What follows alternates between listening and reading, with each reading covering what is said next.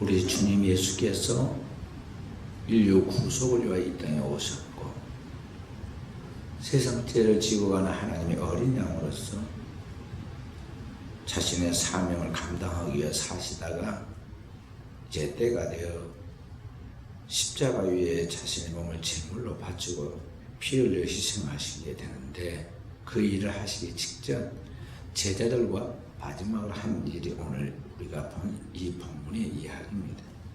주님께서 제자들과 함께 예루살렘에 마주 내려다 보이는 바로 그 산 겟세마네 동산에서 기도하셨다는 것입니다. 제가 성지 순례 중에 거기를 2번이나 올라가 봤습니다. 예루살렘 동쪽이 바로 내려다 보이는 그런 언덕인데, 바로 그곳에서 예루살렘을 내려다보면서 제자들과 함께 기도하셨다는 것이죠. 그런데 주님께서 이 십자가를 지시기 직전 그때 그 자신의 심령, 영혼이 너무 힘들어가지고 내가 매우 고민하여 심령이 죽을 지경이다고 그랬습니다. 너무 힘들어서 그 육체뿐만 아니라 정신적으로, 영적으로 그 압박감이 너무 컸던 것이죠. 근데 그때 그분이 뭘 하셨을까? 우리들 같으면 뭘 했을까요?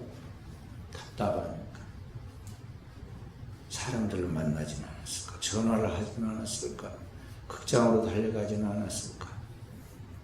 아니면 뭔가 속을 풀어야겠다고 음식을 먹으러 가지 않았을까? 여러 가지로 생각할 수 있겠는데, 주님이 하신 일은 뭐냐면 기도하셨다는 거죠. 힘든데 그때 그가 할 수 있는 것은 기도 외에 다른 것이 없었다는 거죠. 그래서 기도만 할 수밖에 없을 때는 기도만 해야 돼. 다른 어떤 것도 할 수 없고 오직 기도만 할 수 있을 때는 그때는 기도만 해야 돼. 주님도 다른 것을 할 수 없었을 때 그가 할 수 있는 유일한 것은 기도밖에 할 수 있는 게 없었어요. 그때 그분은 기도하셨다는 것이죠. 그래서 여기 기도하시면서 제자들에게 여기 머물러 나와 함께 기도에 있으라. 제자들을 데리고 가서 구분했습니다. 9제자와 13제자를 따로 구분해서 단계 세워놓고 기도하라고 그랬어요. 나와 함께 깨어있어 기도하라는 것이죠. 여기는 나와 있지 않지만 누가복음 22장에 보면 주님께서 그때 3번 집중해서 기도할 때 보면 그냥 대충 기도하면 힘들면 우리가 고개를 숙이고 몸을 숙이고 그리고 엎드려지잖아요. 주님께서 얼마나 그때 기도를 강하게 했든지 힘쓰고 애써 더욱 간절히 기도하시니 땀이 땅에 떨어졌는데 빗방울처럼 되었다. 그렇게 몸부림을 쳐서 기도를 하니까 인력이 한계가 있잖아요. 인간의 힘, 인력으로는 다 할 수 없는 그때가 되니까 천사가 나타나 힘을 돕더라 그랬어요. 그 사람의 최선을 다하고 인간의 힘이 끝나는 그 시점에 하나님의 은총이 따르는 거예요. 기도는 하나님께서 도우셔야 돼요. 그래서 처음부터 엎어져 자고 있는데 그냥 천사가 나타나서 대신 기도해주고 막 그런 거 아니에요. 내가 몸부림을 치고 하려고 최선을 다해서 기력이 다 끊어질 때 그때 기도가 되도록 천사가 나타나 도움을 줘요. 저는 그런 경험을 많이 하는데 힘이 없어서 완전히 이제 쓰러지려고 그러면 어디서 나오는 샘이 나오고 맑은 목소리가 나오고 찬양이 나옵니다. 그게 내 힘으로 온 게 아니라 천사가 나타나 힘을 돕더라 하신 주님 이야기처럼 오늘 우리의 한계가 끝나는 그 시점에 주님께서 그의 부리는 천사들을 구원하는 후사들인 하나님의 자녀들에게 보내서 기도를 돕도록 만드신다는 것을 우리가 알아야 돼. 그렇게 기도했는데 제자들은 그 단계의 영적 수준에 이르지 못하고 훈련이 덜 돼가지고 주님이 그렇게 몸부림을 치고 기도를 지금 하고 있는데 그 소리를 들으면서도 자기 몸을 가누지 못하고 함께 주님과 하지 못하고 다 잤어요. 주님은 또 깨우고 다시 기도하고 하고는 또 자고 있어요. 눈이 뻘겋게 될 때까지 참습니다. 그래서 주님 와서 또 깨우고 40일 되면 시험에 들지 않게 깨어있어 기도하고. 주님은 벌써 이제 조금 후에 베드로는 예수를 모른다 부인하고 가룟 유다는 예수를 팔고 죄책감으로 자살할 거 다 보고 있기 때문에 다른 제자들은 그 자리가 두려워가지고 그냥 막 도망치기에 바빠가지고 그런 걸 다 보시고 있기 때문에 그 모든 인간의 그러한 시험을 이길 수 있는 것은 기도인데 하나님의 도우심을 구하는 기도인데 그 시험에 들지 않도록 깨어있어 기도하라. 사단이 너를 밀가부르도 하는도다. 사도 베드로에게 주님께서 그렇게 말했어요. 그는 사도 베드로라고 주님 이름을 줘서 너는 반석이라. 내가 이 반석에 내 교회를 세우리니. 그렇게 불렀던 이 베드로가 그의 이름은 원래 시몬이라는 이름이 갈대라는 뜻인데 이 갈대처럼 막 흔들립니다. 사단이 막 흔들어요. 그 이름대로. 주님이 함께하지 않으면 언제든지 우리는 갈대처럼 흔들 수밖에 없는 존재들이죠. 그래서 주님께서 기도하라고 그랬는데 마음으로는 기도해야 하겠다고 생각을 했겠지만 기도가 안 됩니다. 이게 훈련이 안 돼서 영성이 아직 그 수준이 안 돼서 안 되는 거예요. 그래서 결국에는 예수님 홀로 기도하시고 또 기도하시고 또 기도하시고 3번 기도하시고 주님이 마치죠. 나의 원대로 마옵시고 아버지의 원대로 되기를 원하나이다 하고 하나님의 아버지의 뜻이 이루어지도록 위임하고 기도를 마치죠. 그리고 그가 마침내 홀로 십자가를 지고 골고다 언덕 위로 올라가시고 십자가에서 인류의 모든 죄를 영원한 속죄로 다 이루어 놓으시고 우리의 죄를 다 해결하신 그분께서 이제 십자가에서 다 이루었다 안심하고 외치고 아버지여 내 영혼을 아버지 손에 부탁하나이다 하고 숨을 내쉬고 운명하시죠. 그렇게 해서 우리의 죄까지를 다 청산하십니다. 주님의 이 구속의 사역은 그래서 기도에서 시작해서 기도를 마친 것이죠. 그게 태어날 때부터 기도로 태어났지만 그분이 사역을 시작한 공생이 시작돼 요단강에서 세례를 받고 올라오시면서 기도하실 때 하늘이 열리고 성령이 비둘기처럼 강림하고 하나님이 말씀하시기를 이는 내 사랑하는 아들이 내 기뻐하는 자니 너희는 저의 말을 들으라고 말씀하죠.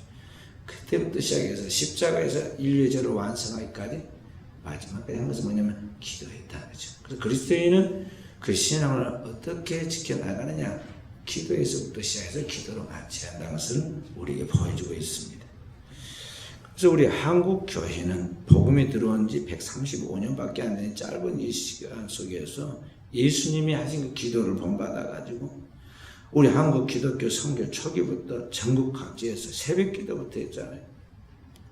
한국 교회만 있는 고유한 아주 좋은 전통이고 특징이었는데 그래서 한국 교회가 이 새벽 기도를 매일 하면서 힘쓰니까 한국 교회가 부흥하고 한국이 일본으로부터 패망했다가 독립하게 되고 그리고 6.25가 터졌는데도 그 잿더미에서 다시 재건하게 돼요. 그리고 오늘날의 번영을 가지게 되었다는 것이죠. 옛날에는 새벽 4시면 초정을 치고 4시 반이면 다시 재종을 칩니다. 아무나 종을 치는 게 아니에요. 그 종 치는 사람이 다 있어요. 사명자들. 그것 때문에 와서 종을 칩니다. 젊어서 치는 게 아니에요. 꼭 종 치는 분이 있어요. 저도 시골에서 옛날에 보면 권사님 한 분이 그때는 집사님이었는데 그렇죠. 대평 집사님이라는 분이 계시는데 시골교 대평 집사님이 허리도 좀 구부러 하신데 나와서 초정 치고 다 오시게 받다가 또 나가서 다시 재정 칩니다. 초정 칠 때는 나와라 이 말이죠. 재정 친다는 게 시작한다 그 말이죠. 그렇게 종을 치면 기도하라고 지금 종을 치는데 믿는 사람이나 믿지 않는 사람들이 다 일어나가지고 마음을 가다듬고 하루를 새롭게 시작합니다. 그래서 한국 사회가 발전한 거예요. 교인만 나와서 기도한 거예요. 일 나간 사람들도 그 시간 이제 옛날에 시계가 귀한 때고 방송 그런 거 듣기가 쉽지 않은 때니까요. 그래 그 종소리 듣고 4시 됐구나 4시 반 됐구나 그래가지고 논밭에 가신 분들은 물고보로 벌써 그때면 이제 괭이 메고 나갑니다. 제가 신학을 마치고 1988년에 목사 안수를 받은 후에 하나님의 은혜로 구례 화엄서 밑에서 마단 제1교를 개척해서 헌당하고 다시 1989년 덕월동에 공동묘지가 있는 그 자리에 조그만 아파트 단지가 세워졌는데 그곳에 교회를 개척했습니다. 상가 3층에다가 두 번째 교회를 개척했는데 그때는 이제 조금 발전해가지고 새벽에 종을 친 게 아니라 차인벨로 정소리가 나는 차인벨을 딱 울리면서 그렇게 이제 시작합니다. 그렇게 새벽 예배를 시작하니까 다 좋다고 그래요. 그 다 향수가 있어갖고 아파트 쪽인데도 누가 뭐라는 사람도 없고 다 좋아했는데 어느 날 누군가가 전화를 해가지고 아주 심하게 항의를 했어요. 너무너무 막 뭐라고 그랬어요. 그래서 가만히 보니까 아파트하고 그 상가하고 우리 차가 다니면서 바로 지나갈 수는 있게 되겠지만 거의 가깝게 있어가지고 그 교회 3층 위에 종탑을 세우고 거기 그 상가 3층 위에 종탑을 세우고 거기서 차인배를 흘러나왔어요. 이쪽에 아파트로는 4층 집은 거의 가까워. 그분이 뭐라 했어요. 남자. 내가 가만히 봐놨다가 그 다음에 찾아갔습니다. 이제 매주 이렇게 아파트로 전도하고 다니니까 다 알잖아요. 그래서 쫓아갔어요. 가서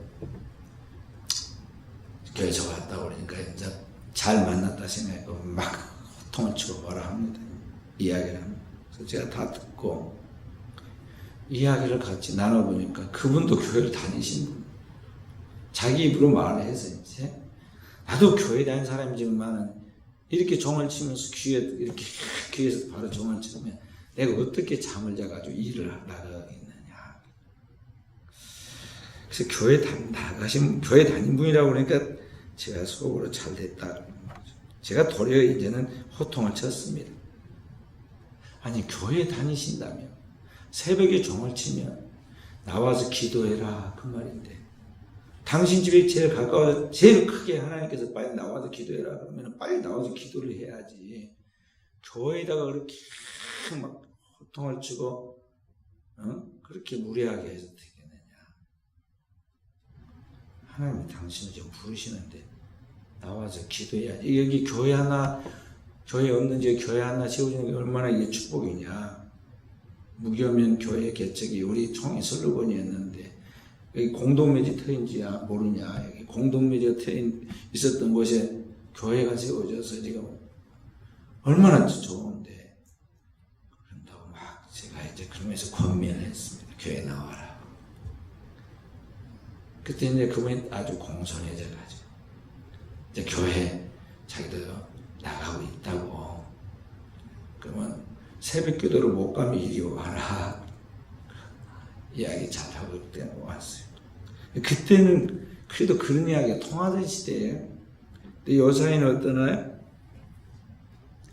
요사이는 만약에 그렇게 종을 죽을 따라가는 막 민원이 들어가고 난리가 나죠.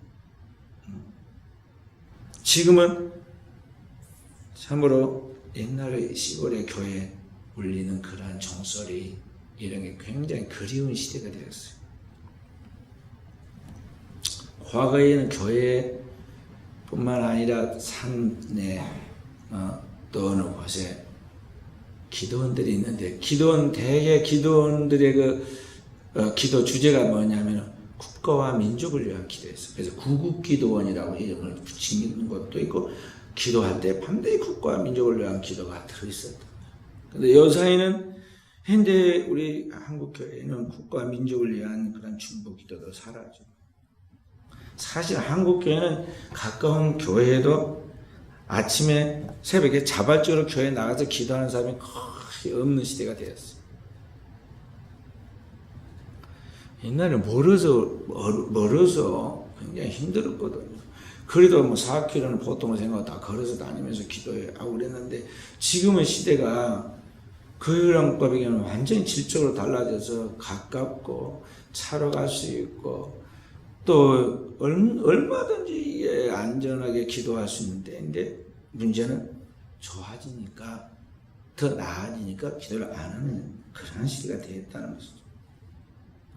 그러다 보니까 우리 한국 사회가 과거에 일본에 지배받았던 그런 시대나 또 남북이 갈려가지고 그렇게 총칼을 맞대고 전쟁을 하고 잿더미가 되는 그런 시대에 비하면 100배, 1000배 지금 잘 살고 환경도 좋아지고 풍요화 가운데 있는데 사람들의 의식과 그 심령 속에는 너무너무 불만과 불평이 가득 차 있고 그래서 그런 것들이 온 우리나라의 정치, 경제, 종교, 문화, 교육 다 전 분야에 거기다 투사되어 가지고요. 온전히 사회가 자기의 인생의 행복을 무엇인지 모르고 살고 있어요.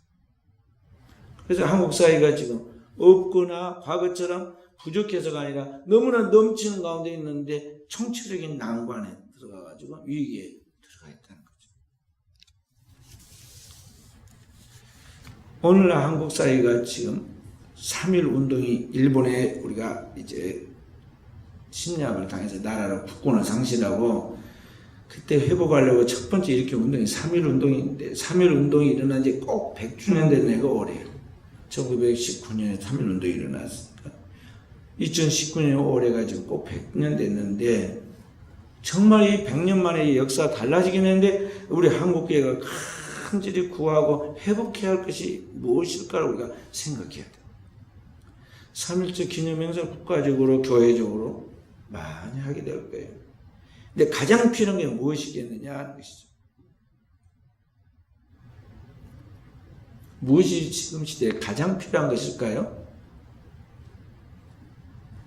이러저런 다 이야기했겠지만 크리스천스로 생각해 볼 때 오늘의 이 시대와 과거 100년 전에 우리 한국 교회와 한국 사회를 생각해 볼 때 100년 전에 교회는 한국 교회는 인구가 아주 희소한 그 시대인데 전 인구의 1.7% 정도밖에 기독교인이 없었단 말이죠.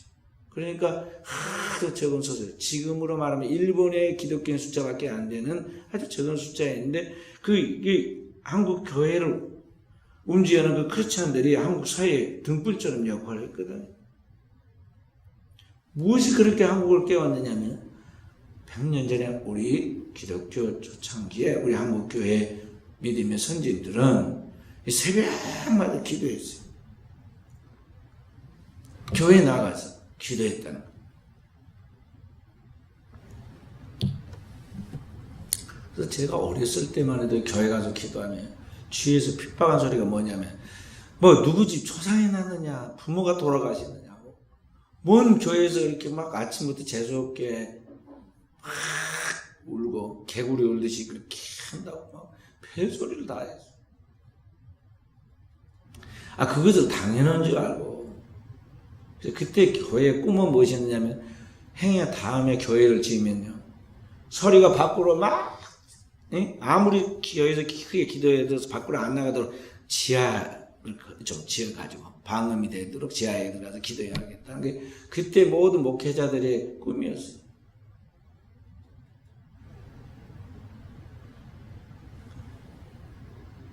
그래서 한국 교회가 영적으로 튼튼했다는 거죠. 근데 오늘의 이 사회 속에 지금 현재 우리 사회 속에 다 있는데 진짜 있어야 할 것, 영적인 것이 없다는 거죠.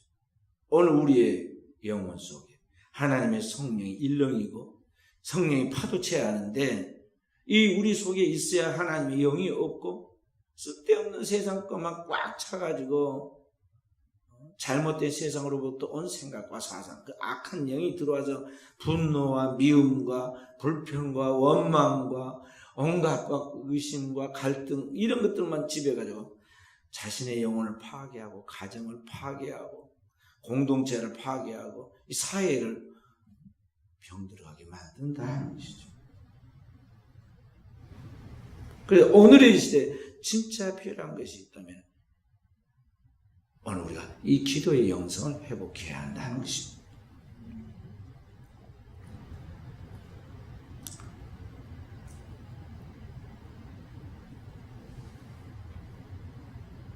영국이 18세기가 지나고 19세기로 들어가면서 이제 산업화가 지나가고 산업 사회가 돼서 그러한 때 가진 자와 가지지 못한 자의 그런 굉장히 큰 격차가 벌어지기 시작합니다. 그러면서 나라에 많은 불행한 가정들, 특히 고아들이 많은 시대에 그 고아들을 걷어들여 가지고 그래서 이제 먹이고 길렀던 유명한 사람이 있는데 조지 물러라는 사람이에요. 이 사람은 젊은 날에는 아주 형실이 좋지 않았어요. 아버지 호주머니에서 돈을 훔쳐서 까먹는 좀도둑, 좀 커서는 술과 도박에 빠지내던 불량한 소년이었어요. 그러다 복음을 접하고 확실한 복음을 듣고 거듭나고 난 이후에는 완전히 새 사람이 돼가지고 어린아이처럼 되었어요. 하나님 말씀을 액면 그대로 믿는 거예요. 그래서 그 말씀대로 기도하면 반드시 하나님께 기도를 들어주는 아주 순수하게 믿고 기도만 했어요. 하늘에 계신 아버지의 창고에 있는 것을 기도만 하면 반드시 내가 받아 사용할 수 있다 그대로 믿고 기도했어요. 그래서 고아들을 걷어들여서 다 길렀는데 그 많은 고아들을 기를 때 다 기도해가지고 응답받아가지고 먹이고 입혔어요. 그가 조지 물러의 기도라는 자서전의 책이 있습니다. 일기식으로 써놓은 거예요. 그것을 읽으면 좋을 거예요. 그 읽어보면요. 오늘 몇 센트 몇이 필요한데 그렇게 기도를 하고 나중에 보면 꼭 그 돈이 들어와 있거나 그걸 조금 여유 있게 딱 들어와. 그걸로 다 먹이고 입혔어요. 기적의 연속이 있어요. 그래서 그가 생애 가운데 응답받은 기도 5만 번 기도의 응답을 받았다고 기록하고 있습니다. 그분이 뭐라고 말했느냐면 이 세상에 단 하나의 빈곤이 있을 뿐이다. 그것은 기도의 빈곤이다. 다른 것이 없는 게 아니라 진짜 없는 거 하나가 있는데 그게 뭐냐? 기도가 없다는 거죠. 기도가 너무 실종됐다는 거죠. 이제 시대가 따라오고 역사는 항상 반복해 가는데 서구 사회를 지금 우리 한국 사회가 지금 따라갑니다. 우리나라가 선진국으로 지금 도약해 가면서 서구 사회를 그대로 너무나 빠른 템포로 따라갔죠. 그리고 한국 사회도 지금 기도가 너무 실종되어 있어요. 그 기도하는 것에 대해서 왜 기도하지 않는가에 대하여 물어보면 다 대답해서 뭐라고 하냐? 너무 바빴어. 너무 바쁘고 너무 피곤해서 그러니까 기도 안 한다. 그게 어리석어서 그런 거예요. 그리고 영의 세계가 뭔지를 모르고 있어서 그런 거예요. 왜 그러냐면요. 너무 피곤하기 때문에 기도해야 하고 기도해서 풀어야 하고 너무 내가 부족하기 때문에 기도해야 지혜가 오는 거예요. 그러니까 내가 부족함을 느낄수록 피곤함을 느낄수록 내 삶이 너무나 복잡할수록 하나님 앞에 기도해야 하는데 우리는 거꾸로 생각하는 거예요. 내가 다 하고 나서 이제 여유가 없고 할 일이 없으면 그때 교회 나가고 교회 가서 기도한다. 그런 잘못된 세상 사람들의 그런 잘못되어 있는 가치관과 생각들을 그대로 자기가 가지고 있다는 거죠. 그러니까 그게 딱 자리 잡고 있어서 기도가 안 되는 거예요. 1500년 동안 중세 사회를 이끌어가던 교회가 역사 속에서 막강한 힘을 자랑하고 있었을 때 그게 성경적이지 못하다는 걸 깨닫고 개혁하였던 마르틴 루터는 사실 개인 혼자의 힘으로 이 엄청난 당대 로마 카톨릭 교회를 대항해서 이길 수가 없었어요. 왜냐하면 로마 카톨릭 교회가 전 세계의 교회들을 지배하고 있었고 전 세계의 나라들의 그 권력까지 지배하고 있었던 때란 말이에요. 그러니까 이 젊은 한 사람으로서 그 많은 대항에 나가서 어떻게 행동하고 어떻게 처신해야 할지, 어떻게 조직하고 어떻게 운영해야 할지, 어떻게 저술하고 어떻게 그것을 파급시켜야 할지, 이 조그만 두뇌로 자기 혼자의 힘으로 그걸 어떻게 다 감당하겠어요? 그런 문제를 어떻게 풀었는가에 대해 그의 책에 기록해 놓는데 보면 뭐라고 하냐면 기도했다고 그랬어요. 이렇게 말하고 있어요. 요즘 나는 너무 바빠서 하루 3시간씩만 기도하는데 바치고 있다. 만약 내가 하루 1시간조차도 기도하지 못한다면 그날의 승리는 하나님이 아니라 마귀에게 돌아가고 말 것이다. 요즘 내가 너무 바빠서 3시간밖에 기도를 못한다는 거죠. 그런데 그렇게라도 의도적으로 하지 않으면 나중에 가서 결국은 마귀 밥이 되고 말다는 거죠. 그래서 아주 죽을 둥살둥 기도를 하는 거예요. 그러니까 오늘 우리가 이 기도한다는 것을 의식을 바꿔야 합니다. 바쁘고 피곤하니까 기도해야 한다. 여러분 피곤할 때 운동해야 돼요? 안 해야 돼요? 해야 돼요. 막 몸이 찌뿌둥하고 막 처지고 가라앉을 때요. 가서 운동을 해야 합니다. 운동을 해야 하고 그리고 샤워를 탁 하고 일어나봐. 몸이 쫙 이게 회복되면서 자기 몸의 컨디션이 굉장히 건강해진 걸 느낄 수가 있어요. 그와 같이 오늘 영육간에 지쳐 있을 때 그때 우리가 기도하면 기도는 영혼의 호흡이기 때문에 영적으로 건강을 다 회복하게 된다는 거죠. 그리고 영혼이 잘 된 그 사람은 영육간에 강건해지게 되고 있어요. 할렐루야. 그래서 우리가 힘들 때 힘들수록 기도해야 돼. 이 시대의 풍조와 이 시대의 그 유행과 이 시대의 풍속을 쫓아가면 안 되고 자기의 상식이라고 생각하는 세상에서부터 받은 그러한 것들의 영향을 그걸 믿으면 안 돼요. 성경이 뭐라고 말씀하시는가, 또 믿음의 선지들이 어떻게 살았는가를 쫙 고쳐 그들이 걸어간 발자취를 그대로 따라가야 돼. 믿음의 발자취를 쫓아가라는 거죠. 천국은 무릎으로 전진하는 나라예요. 그래서 우리 하나님 앞에 계속 기도하면서 무릎으로 나아가야 하나님 나라에 들어간다는 것이죠. 그렇다면 우리가 기도할 때 어떤 일이 우리에게 일어나는가? 마더 테레사, 영국 사람 교편을 잡은 선생이었는데 인도에 가서 한평생을 살다가 고아들을 돌보고 거기에 천민들, 또 불량길에서 불량 아들 그런 사람들을 돌보다가 이제 부름받은 마더 테레사 수녀라고 그랬죠. 그가 생전에 뭐라고 그랬냐면 기도의 열매는 지혜가 되고 사랑의 열매는 봉사가 된다. 기도의 열매는 지혜가 되고, 그러니까 무릎 꿇고 기도하면은 온갖 해결책이 떠오르는 거예요. 답답하고 어떻게 할지 모를 때 그때 뭐 여기저기 전화해가지고 묻는 것은 어리석은 거예요. 남의 이야기는 잘해요. 누구든지. 내 이야기 아닐까요? 객관적으로 냉정하게 딱 생각해보면 이러면 되겠다 저렇게 되겠다고 막 나의 얘기 아니까 막 당당히 말해버립니다. 그 말이 목소리 큰 소리에 듣고는 했다는 100% 망하는 거예요. 그런데 그런 사람들이 있어요. 그게 아니에요. 기도해야 돼. 상상할 수 없는 지혜가 하나님께로부터 내려옵니다. 그리고 잘못된 것이 깨달아지고 진짜 해야 할 게 무엇인가 지혜가 따라오죠. 마치 환한 아침에 빛이 비치듯이 그 영혼의 빛이 비치기 시작한다는 것입니다.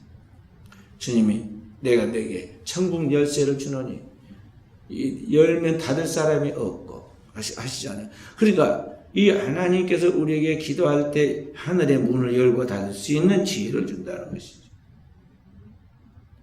그리고 기도하고 났는데 나중에 보면은 뭔 일이 술술 풀립니다. 그 신기하다 그렇게 생각하잖아요.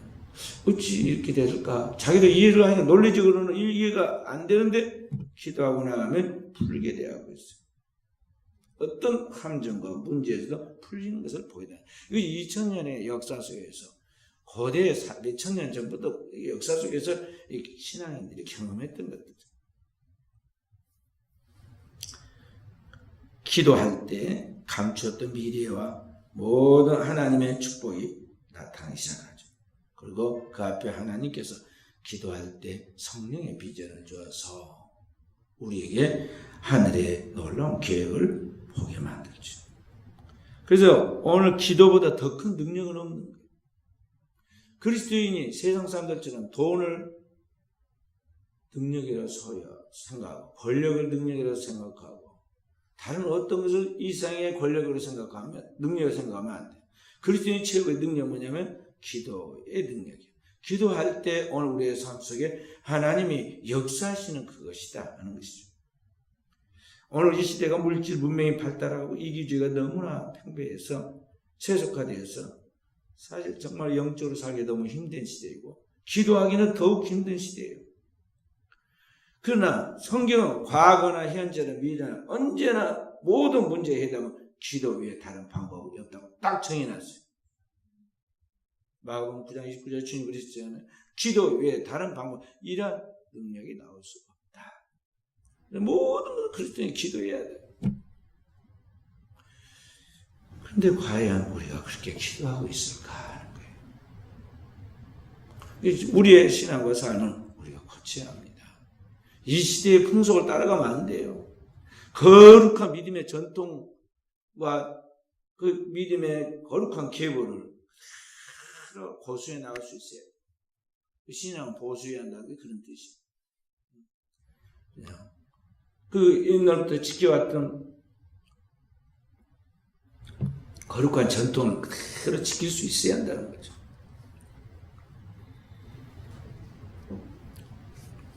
현대인들은 외롭지 않으려고 모여서 삽니다. 짐승들도 모여서 살잖아요. 그래서 사람들이 모여서 살아요. 그래서 점점 세계가 도시화되어 가고 있죠. 큰 도시들이 나옵니다. 도시를 형성한 그 안에 사람들이 살아가고 있으니까 덜 외로울 것 같지만 사실은 사는 실질적인 모습을 보면요, 전혀 그렇지는 못해요. 도시 속에 살아가는 그 사람들이 어떤 그 장소 속에서 진정한 관계를 맺지 못하고요, 부평초처럼 떠돌아다닌다. 부평초가 뭔지 알아요? 저수지 같은 데 보면은 거기에 떠갖고 있는 그런 뭐지 부평초라고 그러는데요. 막 물결에 따라서 이리저리 아무렇게나 거기에 흐르고 다녀요. 옛날에는 조그만 동네 20-30호 또는 200호, 300호 되는 동네 사람들이라도 그 속에서 마을을 통해서 서로의 우정을 나누고 또 슬픈 일이 있으면 함께 그걸 갖다가 애환을 교류하고 그렇게 하면서 사람 사는 그런 것들이 형성됐잖아요. 근데 이제는 몇만 명씩 모이고 몇십만 명씩 모이는 도시가 되고 있어서 겉으로 보기에는 굉장히 사람들이 어울려 살아서 재밌을 것 같고 행복할 것 같은데요. 옛날 시골에서 가졌던 같은 그런 마을의 내용이 없어져. 마을이 없어지고 해체되고 공동체도 삶이 무너졌어요. 그리고 옛날의 시골의 집들에 비하면 지금의 이 도시의 집들이 생활하기에는 뭐 이렇게 싱크대가 설치되어 있고 세탁기가 있고 뭐가 설치되어서 생활이 편리하게 되어 있는 것 같이 보이지만은 실제로 그 속에 들어가서 사는 사람들의 그 집은 가족들이 함께 서로 기억을, 아름다운 기억과 추억을 공유하는 그런 뿌리가 되는 게 아니라 어느 날 집들은 그냥 사두고 아무 때나 자기 옷 갈아입고 필요할 때 잠깐 들어가서 하숙집처럼 차고 나오는 것으로 그냥 사용하고, 집은 무슨 개념이 들어있냐면 요 집은 팔면 얼마나 돈이 나갈까, 얼마나 집가가 올라가지고 얼마나 돈이 될까, 이런 경제적인 재산 가치로만 생각하지 진짜 이게 뭔 가정이라는 또는 가족의 공동체가 살아가는 공간이라는 개념이 없어졌어요.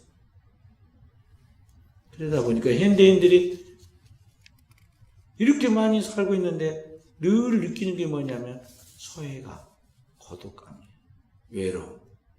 왜 그럴까요? 번쩍이는 도시에서 수많은 사람을 만나고 스치고 언제든지 전화하고 주고받고 할 수 있는데, 그런데 왜 현대인들은 고독하고 쓸쓸하고 고통스러울까? 이게 인간은 영적 존재이기 때문에 먼저 하나님과 함께 소통해야 하는데, 하나님과 좀 영적인 것이 눈에 보이는 것 때문에 단절됐어요.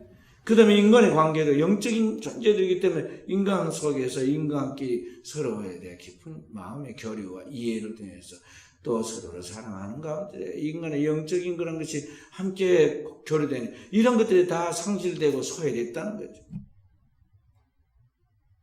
그래서 인간이 무엇인지, 무엇을 위하여 사는 것이 행복인지, 인간의 삶에서 가장 나에게 필요한 것은 무엇일까에 대한 것들에 별로 생각을 하지 않아요. 상상력이 없어졌어요. 그 드라마나 봐야 하고 TV를 틀어가지고 남들 하는 거나 구경이나 이렇게 하거든. 엿보는 드라마가 나무 세계를 엿보는 거 아니에요? 남의 이야기를 상상해가지고 엿보는 거예요. 그런 것이나 하면서 그냥 대충 살지, 진짜 그 삶의 주인공이 자기가 자기의 삶, 자기의 가정, 자기의 인생의 미래에 대해서는 아무런 생각이나 준비가 없다는 거예요. 현대인들은 그저 유행이 무엇인지 유행 따라가. 요새 나오는 뉴스가 무엇인지, 공동의 뉴스가 다 똑같은 뉴스만 있어요. 어떻게 이렇게 많은 사람 속에 뉴스가 똑같을 수가 있을까요?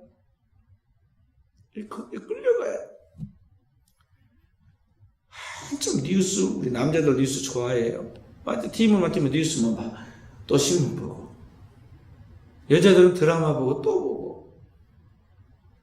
그렇게 했으니까 뭐 행복해야 할 건데 행복하나요? 결론은 어떻게 되냐면 너무너무 삶이, 자기 삶은 권태롭고 피로하고 무의미해져. 현대인들의 삶은 아무것도 없이 일어나자마자 피곤하다고 그래요. 아침부터 피곤하다고 그래. 화려한 문명과 번영, 그 이면에 역설적으로 어둡고 피폐한 불행한 영혼들의 모습과 신음소리가 늘 이렇게 교차하고 있는 현대사회를 볼 수 있어요. 그래서 여러분과 저는 이 영혼의 신음소리를 들을 줄 알아야 돼요. 사람들이 힘들어하고 있는 그 영혼의 신음소리를 들어서 그것을 오늘 우리가 해결해 줄 수 있어야 한다. 오늘 이 고통하는 영혼들, 이 현대의 영혼들을 어디서 취하고 회복할 수 있느냐? 극장이 해결해 주나요? 목욕탕이 해결해 주나요? 그래, 어쩌면 그들의 집이 해결해 줄까요? 왜 그 집에서 사람들이 다투고 싸우고 이혼을 하고 거기에서 살인이 일어나고 자살을 할까? 오늘 이 현대인들의 영혼에 안식을 줄 수 있는 공간이 필요한데, 그 영혼의 공간이 구약으로 말하면 도피성과 같은 것이고, 오늘의 현대 우리의 모습으로 우리의 삶 속에서는 사람들이 잘 모르지만 그들의 영혼의 쉼터가 이 교회다고요. 주님의 몸된 교회라는 거죠.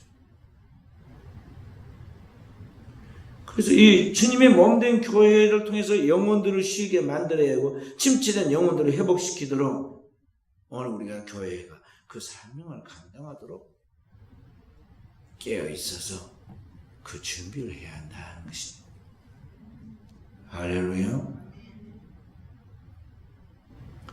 그래서 그 영혼들이 한 번만 교회로 오면 벌써 들어오면서 은혜를 받아버려야 하고, 한 번 예배 참석했는데 자기에게 뭔가 치유가 일어나는 것을 느껴야 하고, 한 번 말씀을 들었는데 자기의 문제에 해답을 찾고 가야 한단 말이에요. 그러도록 우리가 교회를 늘 기도하는 주님의 몸된 교회, 기도의 공간으로 가득 차게 해야 돼요.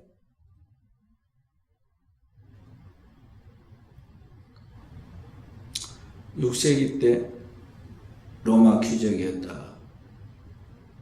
이제 다 털고 버리고 이제 수도원을 세워서 떠난 사람, 이 베네딕트라는 사람이 있었는데요.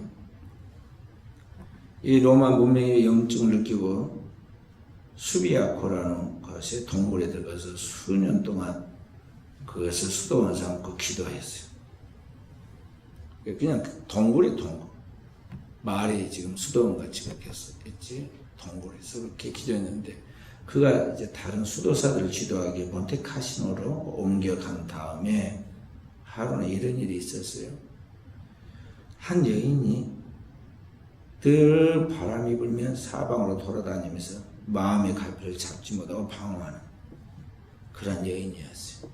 그러니까 정신이 온전하지 못한 여인이었다 이 말이죠. 그렇게 떠도는 여인이 있었는데 어느 날 우연히 이 사람이 떠돌다가 어느 동굴에 들어갔는데 그 동굴이 바로 베네딕트가 그동안에 수년 동안 기도하던 그 동굴이었어요. 근데 지금 어디 가고 없었던 것이죠.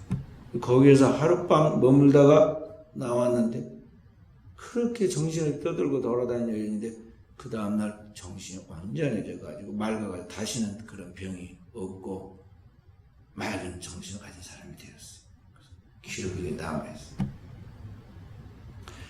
그러니까 오늘 여기 성 베네딕트 이야기에 나온 이 사건의 이야기죠. 오늘 우리 교회가 그냥 막 교회가 어떤 세상 뭔 홍보하는 장소처럼 프로그램이나 화려한 활동을 해가지고 그렇게 해가지고 유명하다 소리를 듣는 게 아니라 정말 하나님의 말씀을 따라서 그 말씀 그대로 기도하면서 하나님의 영이 그 교회에서 흘러서 어떤 죄인들이든 어떤 온전치 못한 정신을 가진 사람이든 그 교회 안에 들어오면은 그 안에 하나님의 형상이 회복되고 그 영혼이 하나님의 정어 균형 잡힌 이 영혼의 모든 통전성을 회복하는 그런 기적의 공간으로 교회가 되도록 해야 한다는 것입니다.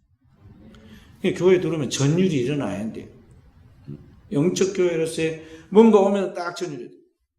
이게 교회 완전히 막 시끄럽고 말이죠. 막 장난처럼 뛰어다니고 교회인지 식당인지 모르고 막 먹은 음료수 커피를 갖다가 막 놔두고 엎져놓고 들어오자마자 이상해요. 썰렁 이상한 것 같아요. 그러면 그렇게 되면 안 되는 거죠.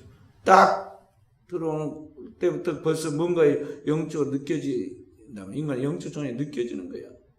느껴져. 세상적인 것이 뭐 끊어지고 휘청해야 돼요. 그리고 탁 들어오면서 자신에게 저절로 막 하나님의 참회가 나오고 눈물이 흘러야 해요. 말씀을 듣는 즉시 바로바로 그 안에 자신에 대한 하나님의 감동과 찔림이 있어가지고 치유가 이루어져야 한다. 그런 공간이 되도록 우리가 기도해야 한다는 것입니다. 주님께서 부활 승천하실 때 제자들이 그랬잖아요. 저 갈릴리로 먼저 가지 말고 내가 너에게 능력을 덧입혀 줄 때까지 위에서부터 능력을 줄 때까지 예루살렘을 떠나지 말고 아버지가 약속하신 것을 기다리라.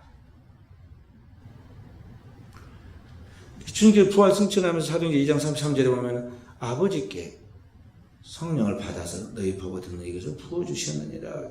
부어주실 때까지 예루살렘 떠나서 기도하라. 그래서 이 마가의 다락방에서 제자들이 거기에서 기도에 힘썼잖아요.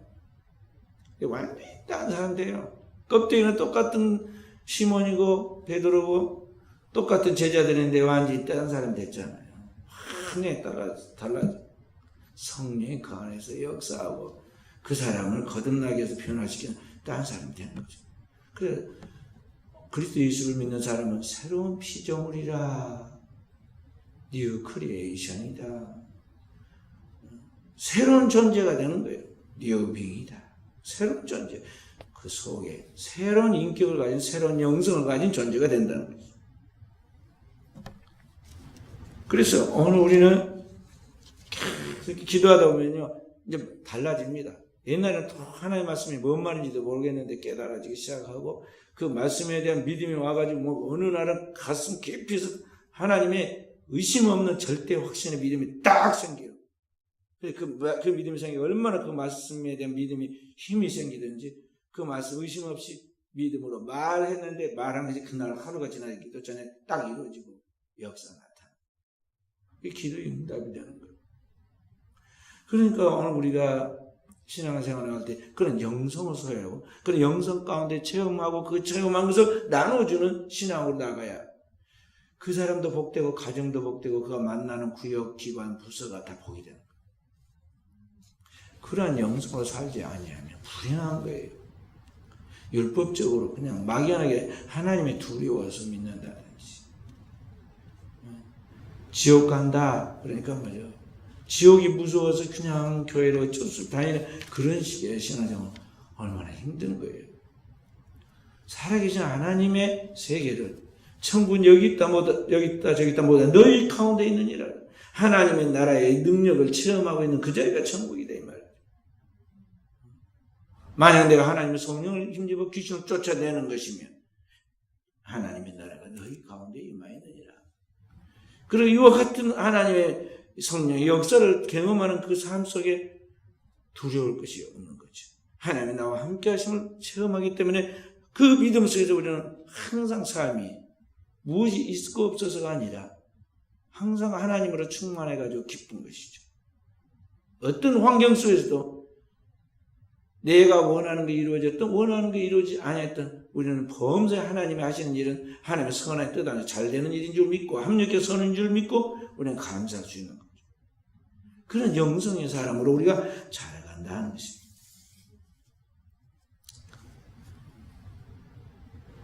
그래서 오늘 사랑하는 귀한 성도 여러분, 여러분과 저가 이러한 영혼의 힘을 소유하도록 이러한 성령의 권능이 우리 가운데 늘 역사하도록 오늘 우리가 기도해야겠습니다.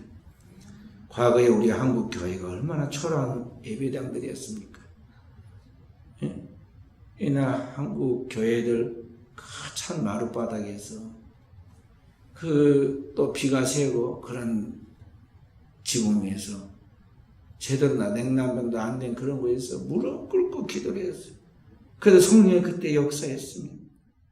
그런데 오늘날은 한국 교회가 얼마나 커지고 숫자가 많아지고 화려해지고 아주 아름답게 연출된 그런 프로그램에 따라서 교회는 또 얼마나 돈들이 많아서 재정의 능력이 많습니다. 그런데 성령이 역사하는 것은 별개의 이야기예요. 그래서 오늘 우리는 이 영혼의 힘이 성령의 능력이 오늘 거룩한 교회에서 나온다는 걸 알고 오늘 우리 교회는 정말 하나님 앞에서 겉에 보기에는 어떤 형태에 있든지 우리는 하나님이 보시는 하나님이 함께 하시는 그런 하나님이 일하시는 역사를 체험하는 교회가 되도록 우리가 주님의 몸의 지체로서 연합하여서 기도해야겠다는 것이죠. 주님이 우리에게 말씀했습니다.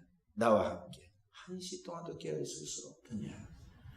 구속의 이 결정적인 순간에 나를 위하여 오신 주님이 그렇게 몸부림쳐 기도하였는데 너는 너의 문제를 놓고 1시 동안도 깨어있을 수 없느냐.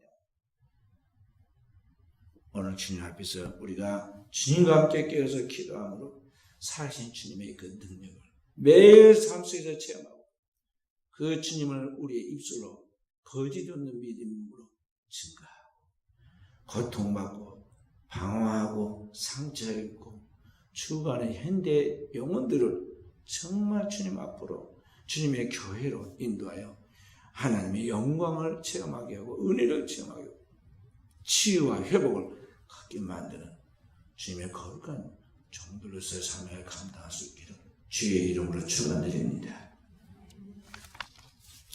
거룩하신 아버지 감사합니다. 오늘 또 우리 사랑하는 종들 머리 위에 안수해 주시고 오늘 주님께서 주의 백성들의 영적 삶에 있어서 가장 필요한 것, 신앙생활에서 가장 중요한 것, 우선적인 게 무엇인가를 기도하는 데서 찾게 하겠사오니 주의 우리의 신앙이 결핍되어 있는 이 육신적 생각과 게으름과 형편들을 다 깨닫게 해주시고 삶의 우선순위를 먼저 하나님 나라 의를 구하는 그 일, 주님의 말씀을 붙들고 기도하는 그 일에 두어서 주의 종들의 영이 성령에 사로잡히고 날마다 주 안에서 거듭나고 또 거듭나는 가운데 일하시는 하나님의 그 거룩한 성령의 능력들이 주의 백성들의 상속에 따름으로 하나님의 나라의 영광과 축복을 경험하는 그 축복을 세상에 나누어주는 종들이 되게 하옵소서.